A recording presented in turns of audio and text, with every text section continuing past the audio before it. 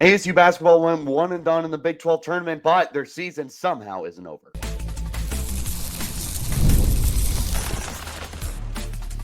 You are Locked On Sun Devils, your daily podcast on the Arizona State Sun Devils. Part of the Locked On Podcast Network, your team every day.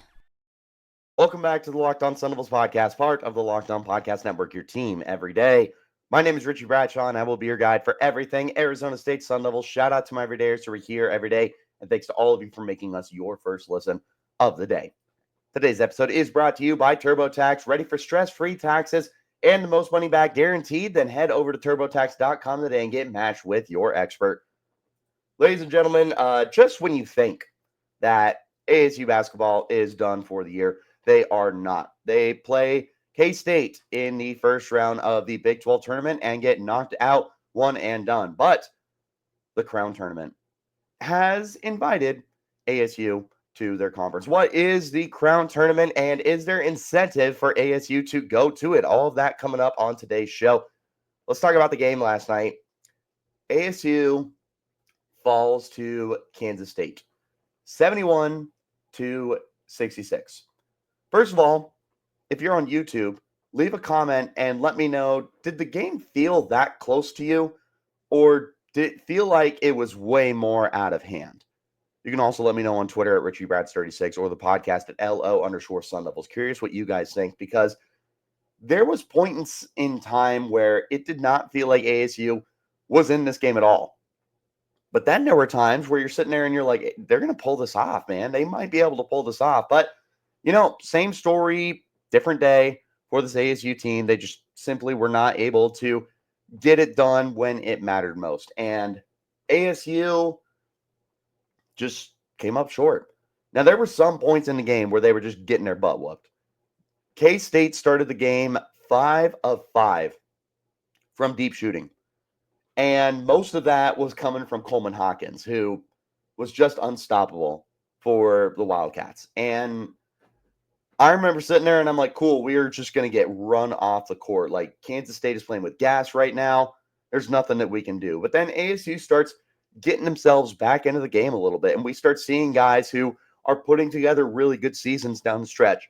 None more so than Shawn Phillips Jr., who we have got to give him some flowers, man.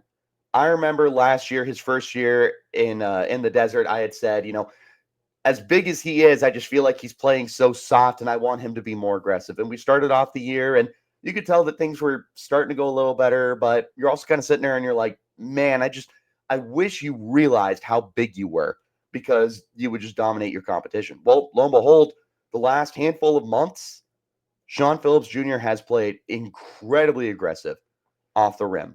And this was one of the best examples of what he did. 14 rebounds in this game, 7 offensive, 7 defensive. He also went 5 of 7 from the field, so he was able to get himself 11 points, 1 of 2 on the free throw line in 29 minutes.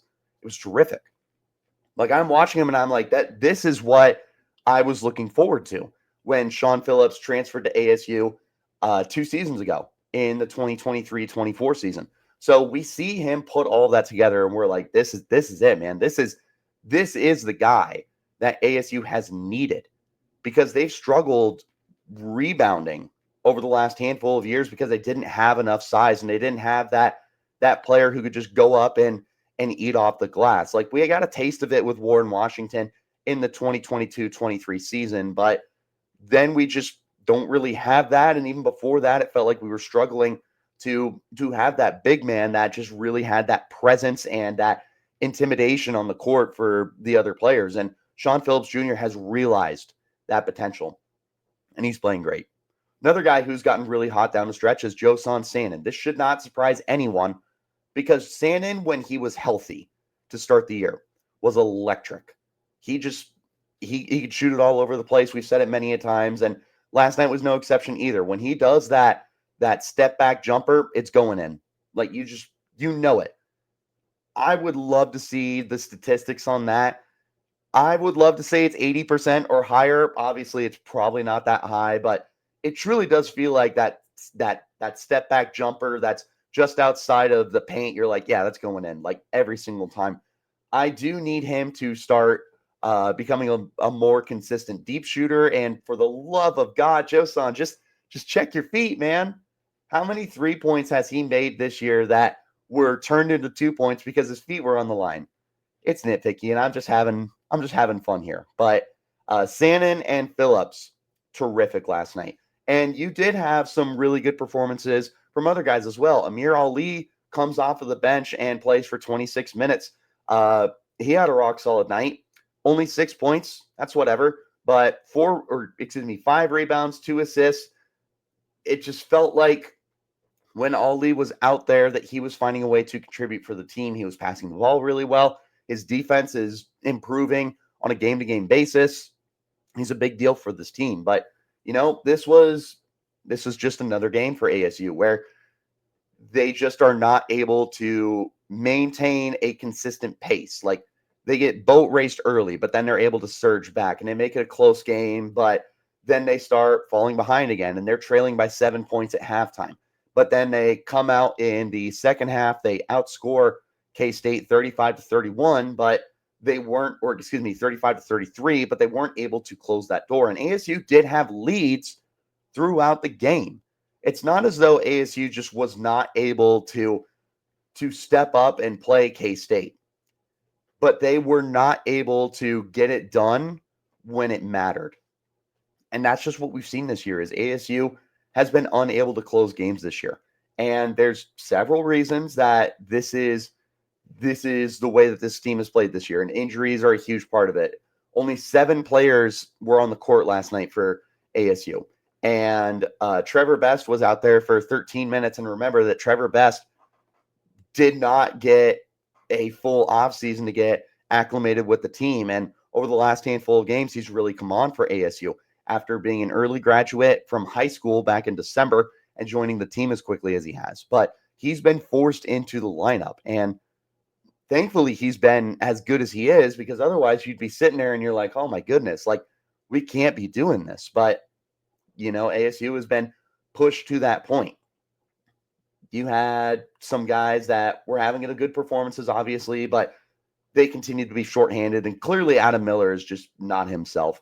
He has not been himself the last several games. And it was a bummer to see that last night was just another one of those games. And he goes out of the game very early. He takes his cleats off or not his cleats, excuse me. He takes his shoes off and he's having to take one of those, not a medicine ball, but like a really thick, hard plastic ball and just kind of roll his foot all over it. He's clearly not comfortable, and we have not seen him comfortable in a long time. So it was just a bummer that this was yet another game where we were not able to get the most out of Adam Miller. But that's just the hand that ASU was dealt this year with all of the injuries. So overall, it just same story, different day for ASU during this loss to Kansas State. It wasn't anything we haven't seen at this point in the year. Now, it doesn't mean that this was any less disappointing to watch, especially because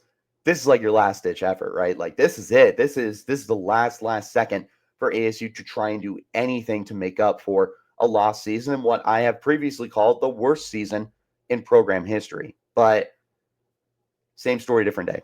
They couldn't keep up, whether it's the injuries and being shorthanded or whether it's just the fact that hasn't been something that they've been good at this year. They can't close tight games. They can't secure leads that are long and sustained. Like there were spurts last night, but for the most part, it felt like Kansas State controlled the pace of the game. And I thought the shot selection was fine. I don't think ASU was forcing too many throws. I mean, all things considered, it felt like it could have been worse. And don't get me wrong, they're shooting under 40% from the field. They're shooting well under 30% from deep. Free throws or whatever, man. They were 68.4%. We've seen improvement. In fact, ASU was able to climb up to 72.4% this season shooting from the free throw line. That's like a 7% increase or something like that. So gotta love that we were able to see that. But All in all, the season's over. It's what we have seen all year long. Well, except the season isn't over for ASU. That's coming up next. This is the Locked On Sun Devils podcast, part of the Locked On Podcast Network. It's your team every day. This message is from our sponsor, Intuit TurboTax. Taxes was waiting and wondering and worrying if you're going to get any money back, and then waiting and wondering and worrying even more. Now, Taxes is matching with a TurboTax expert who can do your taxes as soon as today. An expert who gives your taxes their undivided attention as they work on your return, while you get real-time updates on their progress, and you can focus on your day.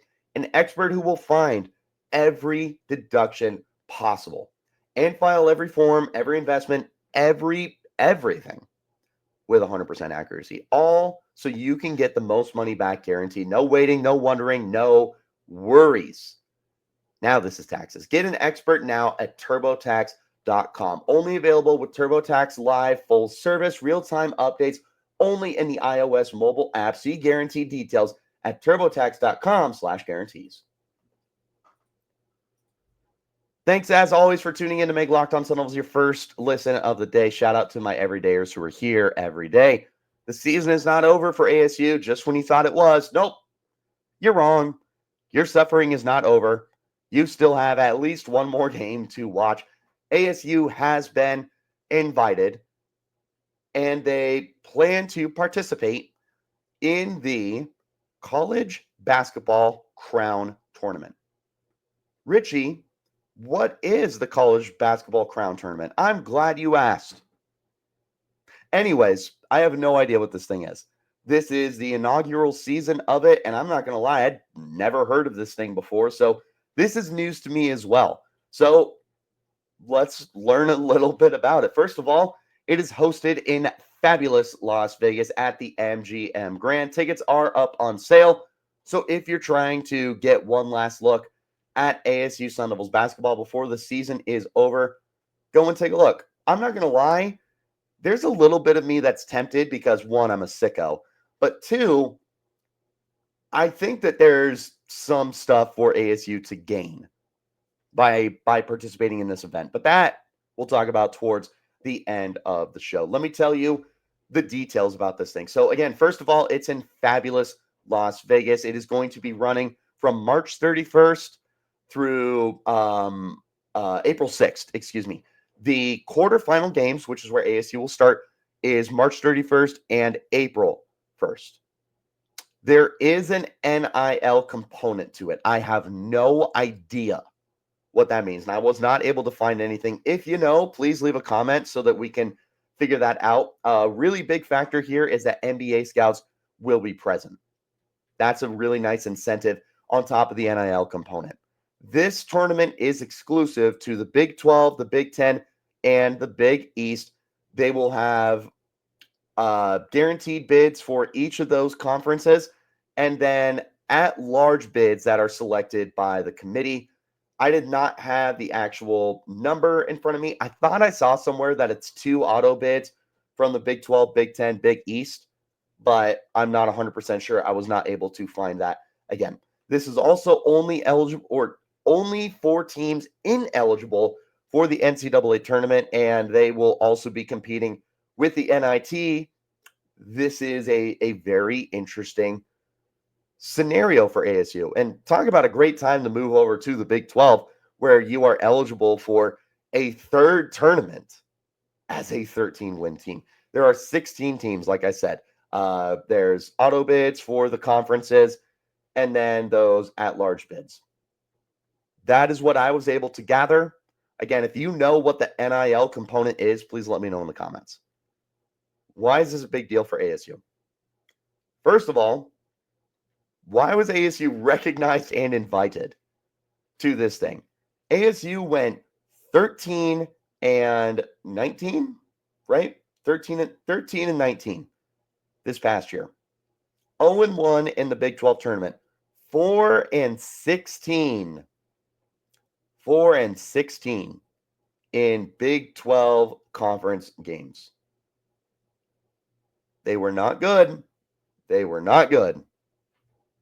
So the first thing that I can get from this, with no offense to the Crown Tournament, the standards are low. Like the expectations that you have for these programs, it's towards the bottom. Like, you can't invite these teams that have absolutely no business having any kind of postseason. ASU was 6 games under 500. They were 12 games under 500 just from their, was it 12 games? Six games, right? Because they were 4 and yeah. Okay, that's right. They were 6 games under 500 in the Big 12 conference, and they just were not able to get any kind of wins. They were horrific at home too. Like, why on earth is ASU being invited to this? I don't know. We have more to find out, but this was reported by Chris Cartman from Sun Devil Source. He had put it specifically like this. This is the phrasing exactly per his tweet, is that ASU is planning to participate in the Crown Tournament. Should they proceed? I say yes. I do. And there's reasons for why it is a big deal for ASU and all the incentives. Again, we'll talk about that in just a little bit. But let's go back to why ASU was possibly invited and recognized for this event. Because again, a team that is 6 games under 500 and was 4-12 in conference play.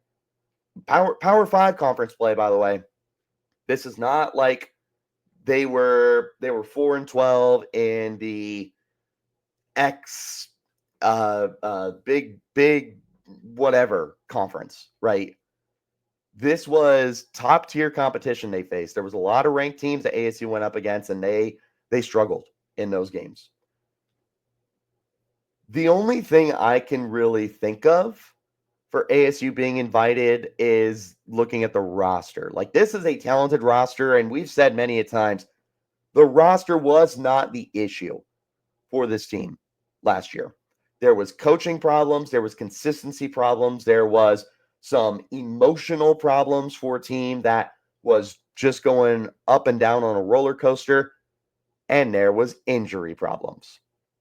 There was never a doubt, never a question of how talented this ASU roster is. Is, not was. They are still that caliber of a team. Because it turns out that the players that they added through the portal and through the recruiting class worked out. Alston Mason turned out really good. Basheer Jihad turned out really good. Joson Sanon, Jaden Quaintance, Amir Ali turned out really good. The return of Adam Miller and Shawn Phillips turned out really good. The roster that we hyped up and the roster that Locked On Sun Devils was gassing up big time. I said this was a tournament team. And I don't back down off of that, because when we were healthy, we were playing very good basketball. But unfortunately, the health wasn't there. The consistency was not there. And then the locker room starts to fall apart a little bit.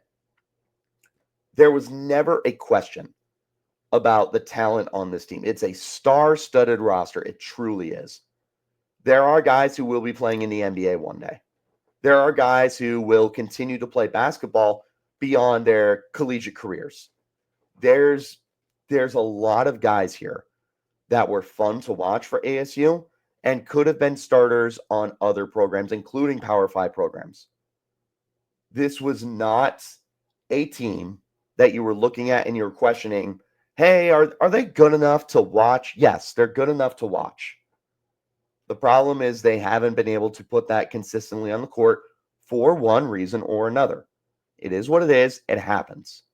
But now we are being given an opportunity to go out with a bang to end this season. I'm going to talk about that and why ASU should be very much incentivized to compete in this tournament, coming up next on the Locked On Sun Devils podcast, part of the Locked On Podcast Network, your team every day. Today's episode is brought to you by our friends over at Factor Meals as well. If you're looking to optimize your nutrition this year, then Factor is going to make it easy to eat well. With chef-prepared, dietitian-approved meals that are fresh, never frozen, and ready to heat and eat in 2 minutes. With 40 options across 8 dietary preferences every week. You can customize your meals to fit your lifestyle, whether it's Calorie Smart, Protein Plus, or even Keto. Plus, Factor even sends and offers wholesome smoothies, breakfasts, grab-and-go snacks, and more to keep you fueled all day long. I love that Factor is going to take the stress out of meal planning for me. That's something that I'm looking into for myself. It's time to get healthy this year, and I know that meal planning is going to be a big part of that. So I tried their Protein Plus meals, and they were packed with flavor that kept me full throughout the day. The convenience is unbeatable. There's no prep, no mess, and great food in minutes. For a lazy dude like me, no prep, that's a big deal. Eat smart with Factor. Get started at factormeals.com/lockedoncollege50 off and use code LOCKEDONCollege50 off to get 50% off your first box plus free shipping. That's LOCKEDONCollege50 off at factormeals.com/lockedoncollege50 off to get 50% off your order plus free shipping on your first box. One more time, thanks to all of you guys for tuning in to make Locked On Sun Devils your first listen of the day. A shout out to my everydayers who are here every day. Incentives for ASU to participate. Why should ASU participate in a tournament that no one has ever seen before? It is the inaugural season, the inaugural debut of the college basketball crown tournament. Why should ASU participate in this thing? Well, a lot of reasons. And let's start with the reason why the players themselves should be participating in this thing. And that is there are NBA scouts present. And there are a handful of players on this team who are very interested in going pro. Guys who should be interested in finding ways to play basketball competitively for as long as they desire. Like, that's an opportunity of a lifetime. This is an opportunity of a lifetime. It is a big deal for some of these seniors to go out there and play. Alston Mason, Basheer Jihad, and Adam Miller have the most to gain by going out and competing one last time for ASU. And, maybe they're able to will ASU to whatever kind of championship they are able to win with this crown tournament. But the biggest thing for them is that exposure. Because I don't know how many NBA scouts were going to ASU this year and studying some of the players. Maybe they did go there, but they're probably there for a guy like Joson Sanon. They want to get an early look at Jaden Quaintance, maybe. I don't know how many guys were going there for quality stud players who, again, would be starting for other programs like Alston Mason, Adam Miller, and Basheer Jihad. I don't know that they're going there for them. Hopefully they were, because I think that those guys are very, very talented and showed off some high-end potential. I mean, there's stuff there for these guys. But this is your opportunity to showcase yourself. This is the opportunity to showcase yourself. Since you're not going to the NCAA tournament and since you're not going to the NIT, the fact that you still have some kind of postseason to play for, that's huge for these guys. It's also just a good morale boost. Like, this has to be something that ASU should be really, really excited for. The youngsters and the veteran players. I'll talk about that more in detail in just a second, because there is one other thing that really intrigues me, and that is the NIL incentives. Fire the laser. I don't know what that means. I don't know what that looks like. I don't know if it goes to the school. I don't know if it goes to the players. I don't know. Like I said, if you know, leave a comment so that not only I'm in the loop, but everybody else who watches the show is in the loop as well. But if you're Arizona State University and you hear the letters NIL, how could you possibly turn that down? There's no way. ASU is so far behind in the NIL game compared to countless other programs across the country in football and baseball and basketball. Now, ASU is catching up, and basketball especially is starting to catch up. Bobby Hurley has put some money in there. James Harden is putting some money in there, the NBA legend. Like, they are starting to generate some stuff, and you're getting boosters that are buying into the program as well, and you're getting fans and alumni and former players and all sorts of people that care about this university and that care about the athletics at Arizona State University. And even Michael Crow has recently stated that this is not something that's like, I don't think he said extracurricular, but like kind of on the side for ASU. Like they are starting to put their athletic departments and their sports teams with a little bit more emphasis than just like a sideshow, essentially. That should have happened a long time ago, but you know what? Better late than never. So you have another opportunity here for some kind of NIL avenue. You can't pass that up. I don't care what it looks like. I don't care if it's a small donation. I don't care if it's a large donation. I don't care if it's specifically for individual players. Like, this is the chance for ASU to capitalize on another NIL opportunity. It's growing. It's getting better. It is so far ahead of where we were in 2023, but there's a lot of work to be done. We are still nowhere close to some of the other top programs in the country, but there is the potential to get to that point. Truly, there's so much that ASU offers, and there's so many big time, big name players, businessmen, and all other people that have come and gone through Arizona State University that can contribute to this program. But here's another chance. Here's another avenue for NIL. That's big. All right, let's round it up. Like I said, this could be a really good morale boost for this team.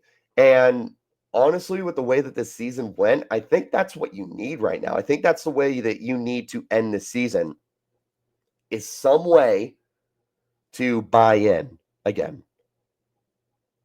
First of all, do you guys remember how good ASU was against non-conference competition? In case you forgot, let me remind you, they were 9-2 against non-conference competition. Their two losses were to ranked teams at the time, number 6 Gonzaga, number 9 Florida. That's at the time.